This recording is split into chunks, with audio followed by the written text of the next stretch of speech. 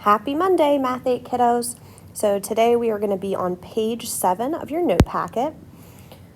Page 7. And this one is titled Student Handout for Scientific Notation. So make sure you're on the same page as me. The first question is asking about small numbers or large numbers and how we read those numbers. So let's read this together. In a science lab, Dominic's instructor wrote the wavelength for violet light on the board as shown at the right.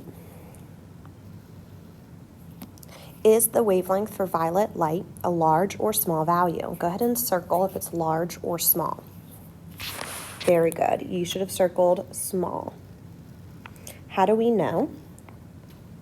Well, there is a decimal point and then several zeros. B, how would you read the value using the correct place and what makes it difficult? So we could go through our place values.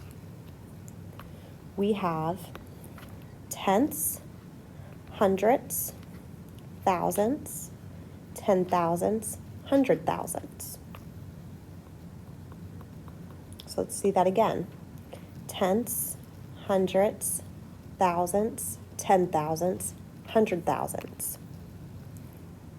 So we would read this number as 400 thousandths.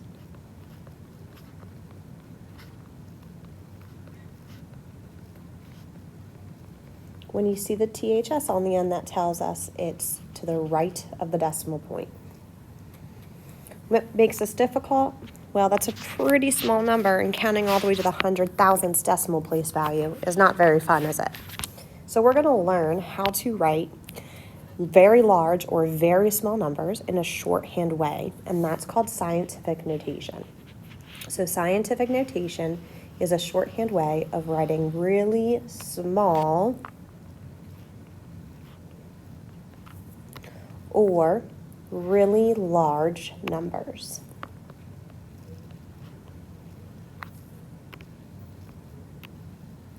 Scientific notation. Scientific notation is written as a product of two numbers. The first number must be between 1 and 10. The second number must be a power of 10. For example, a power of 10 would be 10 to the 5th power. Or we could say 10 to the negative 7th power. Those would be powers of 10.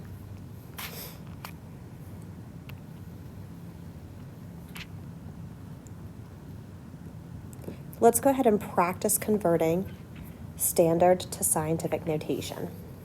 Create a number between 1 and 10 by moving the decimal.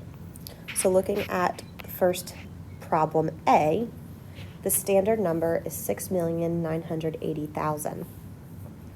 To make this between 1 and 10, we want it to be 6.980000. That would be in between 1 and 10. So we're going to count the number of times that we moved the decimal, and this will be my power of 10. Let's go ahead and see how many times it was moved. We're going to start here at the end of the number. That's where the decimal would go since this is a whole number. And we're going to see how many swoops it takes to get to where I want my decimal point to be.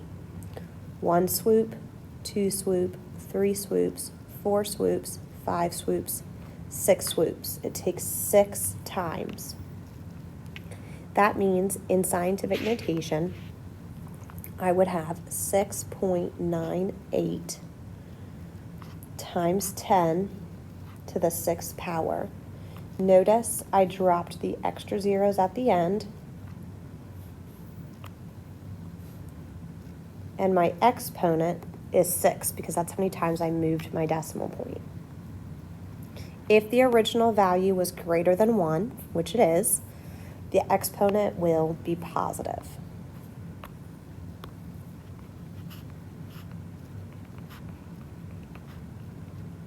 So in standard form, 6,980,000 is greater than 1, so we have a positive exponent.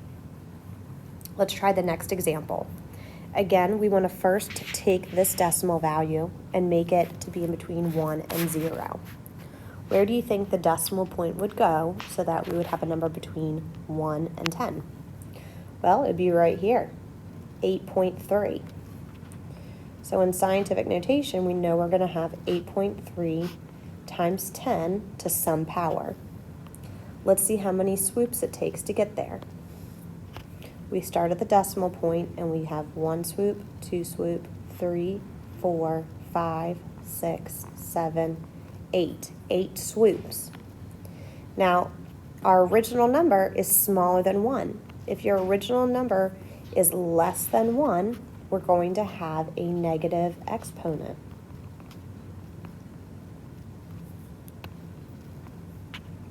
So how many swoops did we have? We had 8 swoops. So our exponent is negative 8. So in scientific notation, we have 8.3 times 10 to the negative 8th power.